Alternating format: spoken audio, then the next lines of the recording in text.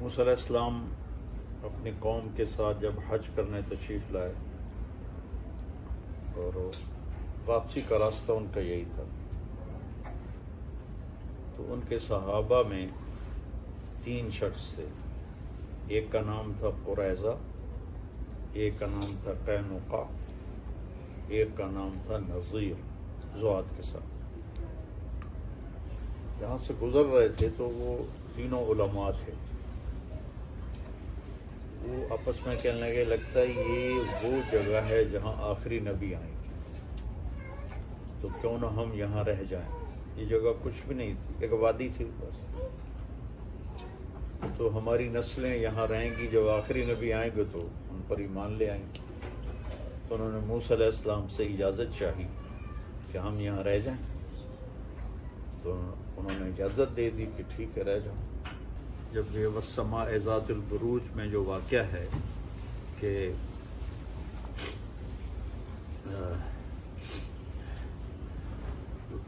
یہودی بادشاہ تھا یمن میں، جس نے عیسائی مذہب قبول کرنے پر آگ میں جلا دیا تھا لوگوں کو، قتل اصحاب الاخدود النار ذات الوقود۔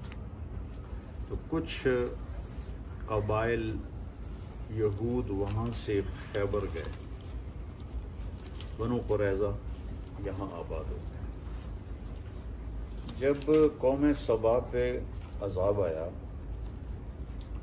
تو اس کے 13 نبی ان کے پاس آئے ان کو سمجھانے کے لیے، وہ نہیں مانے۔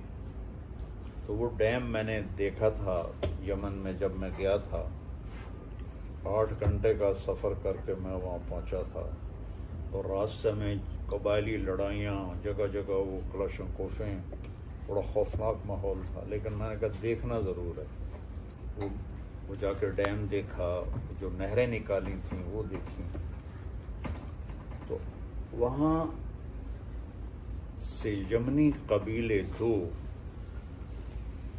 وہ نکل پڑے کہ لگتا ہے کچھ ہونے والا ہے۔ ایک کا نام اوس تھا اور دوسرے قبیلے کے سردار کا نام خزرج تھا، دونوں بھائی تھے۔ تو وہ چلتے چلاتے وہ یہاں مدینے میں آ کے آباد ہو گئے۔ جب یمن کا ایک بادشاہ تھا تبع، اس نے مدینے پہ آگے شام پر حملہ کرنا تھا۔ مدینے پہ جب وہ اٹیک کرنے لگا تو یہود کے علماء نے اس سے کہا یہاں آخری نبی آنے والا ہے، یہاں یہ کام نہ کرو، تمہیں نقصان ہو سکتا ہے۔ تو اس نے پھر نا اپنی فیملی میں سے، اپنے شاہی خاندان سے ایک خاندان کو یہاں مدینے میں آباد کر دیا، اور ایک تحریری خط بھی لکھ دیا۔ وہ اشعار پر مجھے یاد تھے لیکن اب بھول گئے، کہ میں اس آخری نبی پہ ایمان لایا۔ تو وہ جس فیملی کو یہاں چھوڑ کر گئے تھے، اس کے مہمان بنے میرے نبی ابو ایوب انصاری، طبع کی چھوڑے ہوئے خاندان میں سے تھے۔ اس وقت کی دعا کو اللہ نے یہ آنر دیا کہ ابو ایوب کے مہمان بنے ہمارے نبی۔ تو اوس و خزرج کو آپس میں لڑا کر یہ تینوں یہودی قبیلے مال بناتے تھے، ان کو سود پہ پیسے دیتے تھے، ان سے یہ مال بناتے تھے۔ تو اللہ تعالیٰ نے آخری نبی کو مبعوث فرمایا۔ تو 10 سال ہو گئے آپ کو دعوت دیتے، کوئی ایمان نہیں لایا سوائے 150 آدمی۔ تو نبوت کے 10ویں سال آپ مینا میں، حج کے دنوں میں مینا میں گشت کرتے تھے، جیسے ہم تبلیغی دوست گشت کرتے ہیں۔ تو کوئی میری بات سن کے ایمان لے آئے۔ تو ایک جگہ سے گزرے تو کچھ لوگ نوجوان وہاں بیٹھے ہوئے آگ روشن کر کے روشنی کے لیے بیٹھے ہوئے. آپ نے دیکھا سارے نوجوان ہیں تو آپ ان کے پاس گئے, میری بات سنو گے؟ وہ کہنے لگے تم کون ہو؟ کہا میں اللہ کا نبی ہوں. تو وہ ایک دوسرے کو دیکھنے لگے, وہ کہنے لگے یار وہ یہودی باتیں کرتے ہیں کہ ایک نبی آنے والا ہے, کہیں یہ وہ نہ ہو. تو آؤ اس کی سنیں. تو وہ تھے ابو الحسن بن تیہان, عبداللہ بن رواحہ, سعد بن الربیع, اسعد بن زرارہ, نعمان بن حارثہ, یہ وہ وہاں بیٹھے ہوئے تھے.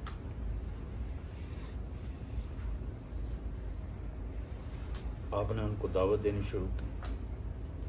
قرآن آپ کیا تھے؟ قرآن سناتے. اور عبادہ بن سامت 6 تھے.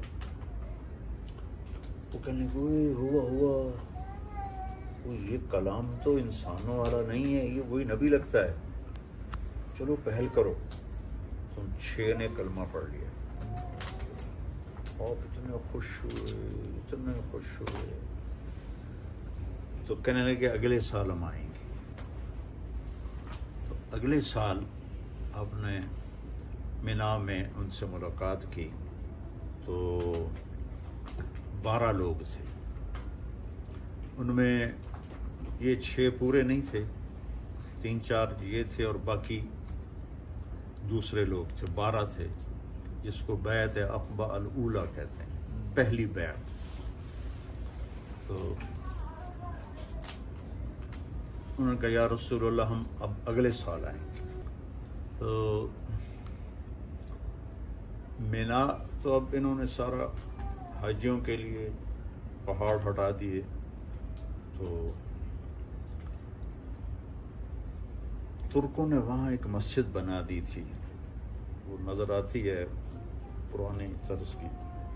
یہ وہ جگہ ہے جو پہاڑوں میں ایسے گھری ہوئی تھی, اور اس میں وہ خفیہ طور پہ رات کو چپکے سے اٹھ کے جمع ہوئے. ان کے سرداروں کو بھی نہیں پتا کہ یثرب کے کچھ لوگ ادھر گئے ہیں. تو آپ کے ساتھ حضرت عباس رضی اللہ تعالیٰ عنہ کو اپنے ساتھ لیا. تو پہلے حضرت عباس نے بات کی,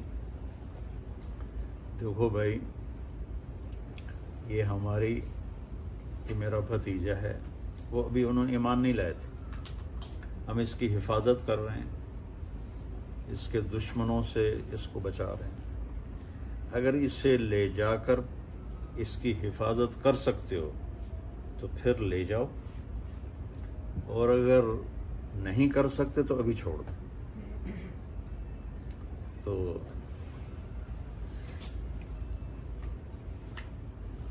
اسد بن زرارہ رضی اللہ تعالیٰ عنہ کہنے کے یا رسول اللہ, وہ جو پہلی بیعت میں شریک, اجازت ہے میں جواب دوں؟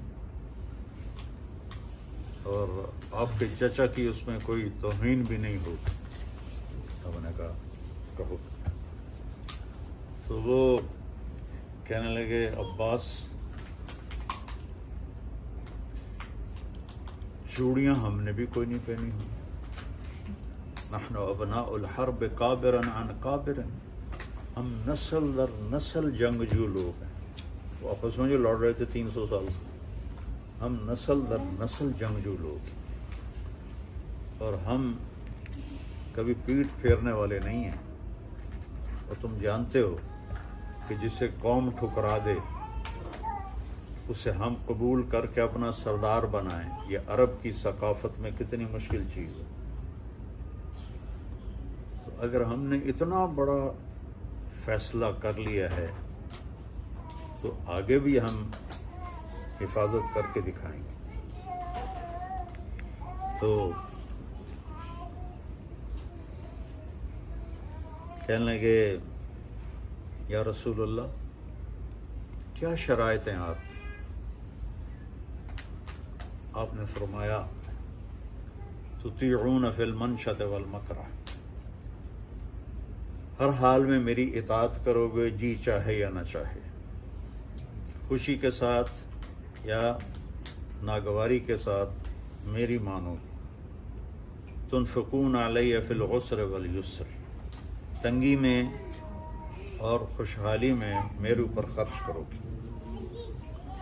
تمنعوننی کما تمنعون ابناءکم و اولادکم، میری حفاظت کرو گے جیسے اپنی اولاد کی حفاظت کرتے ہو، تأمرون بالمعروف و تنہون عن المنکر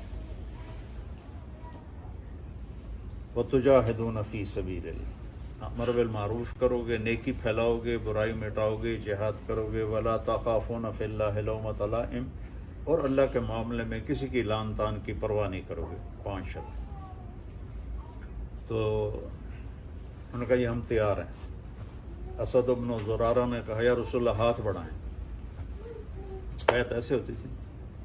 تو ایک صحابی ہیں ان میں سے، مدینے والوں میں سے، ان کا نام بھی عباس ہے، لیکن عباس بن مرداس، یہ عباس بن عبد المطلب تھے، وہ عباس بن مرداس۔ ٹھہر،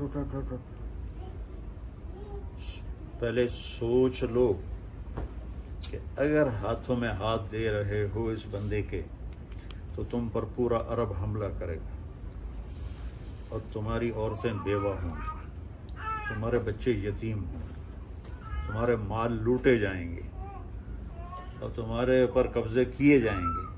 اگر برداشت کر سکتے ہو بسم اللہ کرو، اگر نہیں کر سکتے ہو یہ سب ہونے والا ہے تو پھر ابھی چھوڑ دو۔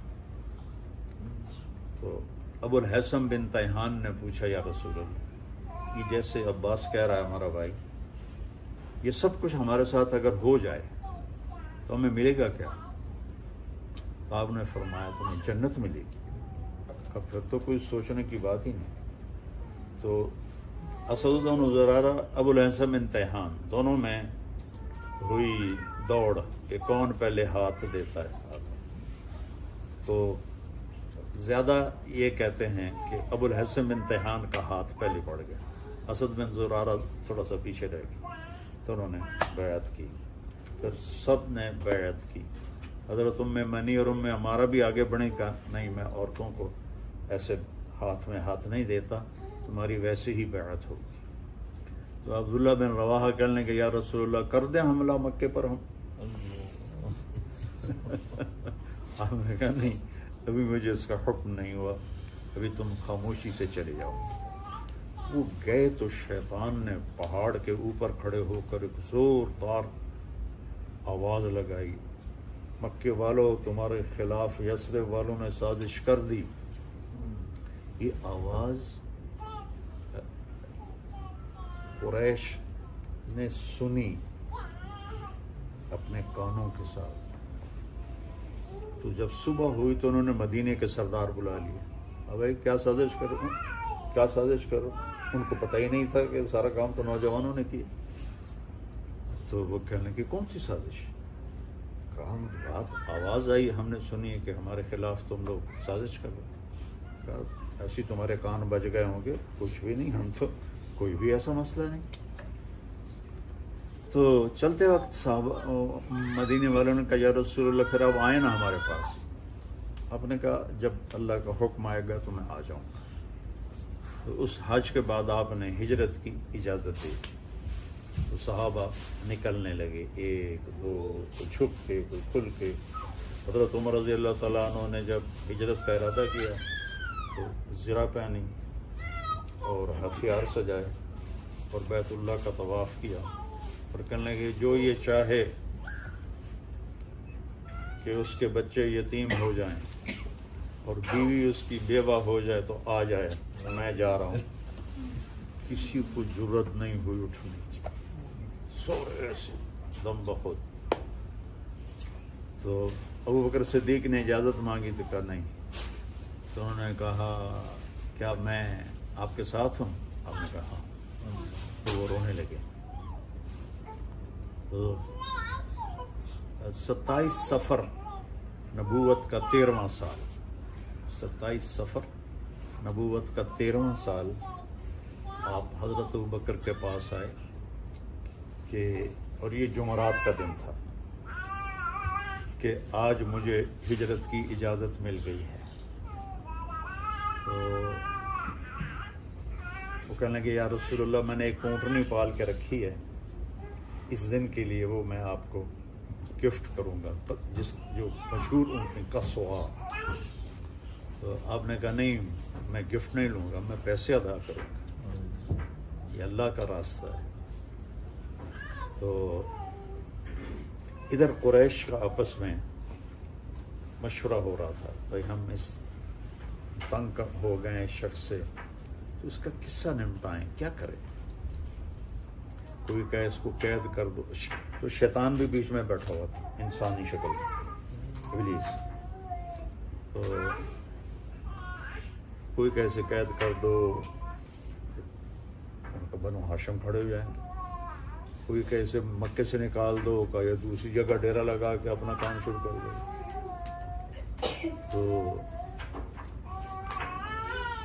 کسی تجویز پہ اتفاق نہیں ہو رہا تھا، تو شیطان نے کہا ایک تجویز میری بھی ہے، تو کیا کہ ہر قبیلے سے ایک آدمی لو اور اس کے گھر کا گھیرا ڈال دو، تو جب صبح نکلے تو سارے مل کے قتل کر دو، تو پھر کسی ایک پر الزام نہیں آئے گا، تو بنو ہاشم سب سے تو نہیں لڑ سکتے۔ ہاں یار تو نے صحیح بات کی۔ نے حضرت علی کو اپنے بستر پہ سلایا، ستمبر کا مہینہ تھا، گرمی تھی، تو باہر آپ صحن میں چارپائی تھی، تو انہوں نے اپنے اوپر چادر لے لی اور آپ باہر نکلے اور مٹھی ریت کی لی، اور وجعلنا من بین ایدیہم سدا ومن خلفہم سدا فاغشیناہم فہم لا یبصرون۔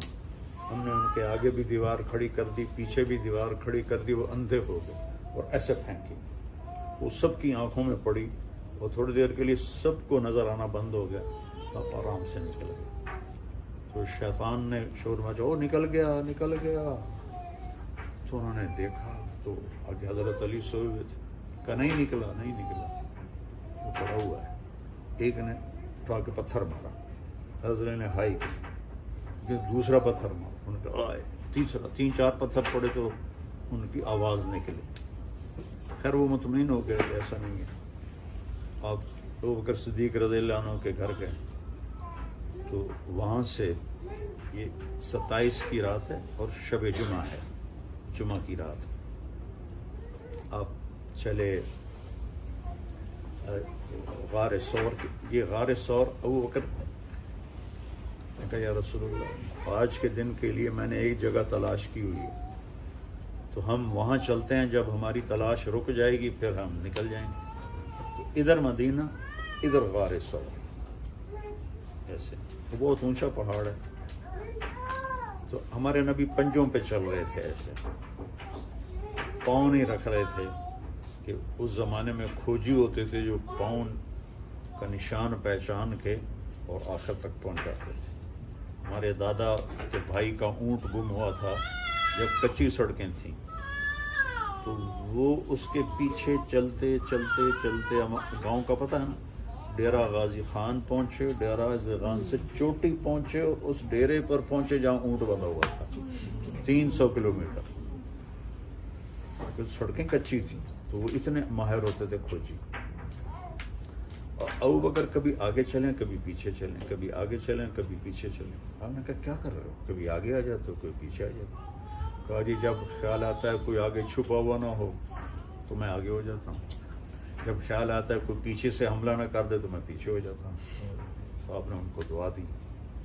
جب آپ پہاڑ پہ چڑھنے لگے تو کوئی 3 کلومیٹر کا سفر تھا، تو پنجوں پر چلتے چلتے پریشر آ کر کنکریاں چبھ چبھ کے انگلیاں زخمی ہو گئیں، تو وہ جم نہیں رہی تھی چڑھائی پر۔ ابو بکر صدیق نے آپ کو اپنی کمر پہ اٹھایا اور پورے پہاڑ طے کر کے اوپر پہنچے۔ تو مکے میں جا کے دیکھنا آپ لوگ کو،